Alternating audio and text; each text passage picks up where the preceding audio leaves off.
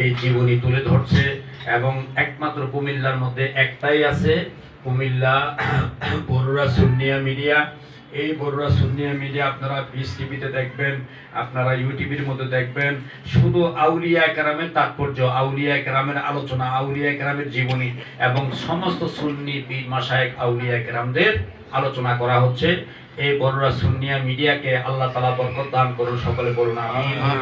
আপনার আমরা টিভি খুললে, ইউটিউব খুললে, ফেস টিভি খুললে আমরা দেখতে পাই শুধু আউলিয়া কেরামের বিরুদ্ধে, শহীদানে কারবালার বিরুদ্ধে, আহলে বাইতের বিরুদ্ধে, সাহাবায়ে কেরামের বিরুদ্ধে, নবী পাকের বিরুদ্ধে এবং এমনকি মাযহাবের বিরুদ্ধে পর্যন্ত বলা হচ্ছে যে মাযহাব মানা ফরজ। আতিউল্লাহ ওয়া আতিউর রাসূলি উলিল আমরি মিনকুম, এই আয়াত দ্বারা মাযহাব মানা ফরজ। চারটাকে বিশ্বাস করতে হবে, একটার উপরে আমল করতে হবে।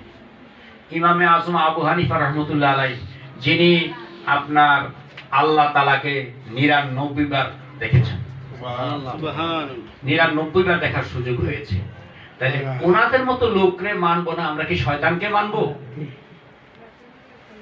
বড় আফসোস, বড় দুঃখের বিষয়, এই সত্য কথাগুলি, হক কথাগুলি শোনার মতো, বলার মতো, বোঝার মতো মানুষের এখন অভাব।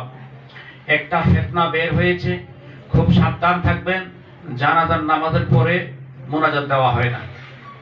জানাজার নামাজের পরে মুনাজাত দেওয়া সুন্নতে রাসূল, সুন্নতে সাহাবায়ে কেরাম, সুন্নতে আহলে বাইত এবং সুন্নতে আউলিয়ায়ে কেরাম, সুন্নতে মাযহাবের ইমামদের সুন্নত।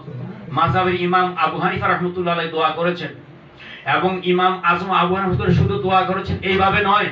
আমরা এক শ্রেণীর কওমি মোল্লারা বলেছে এই মৃত ব্যক্তির দিকে না দোয়া করো, পশ্চিম দিকে, পশ্চিম দিকে। আরে পশ্চিম কোন দিকে মিয়া?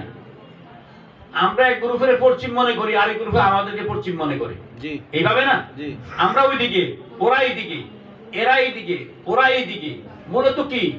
মূলত মহান রব্বুল আলামিন আহকামুল হাকিমিনকে দিক করে আল্লাহকে স্মরণ করার জন্য আল্লাহ তাআলা সেই ব্যবস্থাপনা করে দিয়েছেন। যারা বুঝে না, আল্লাহ তাদেরকে হেদায়েত নসিব করুক, আল্লাহ তাদেরকে বোঝার তৌফিক দান করুন। সকলে বলুন আল্লাহুম্মা আমিন। প্রত্যেকে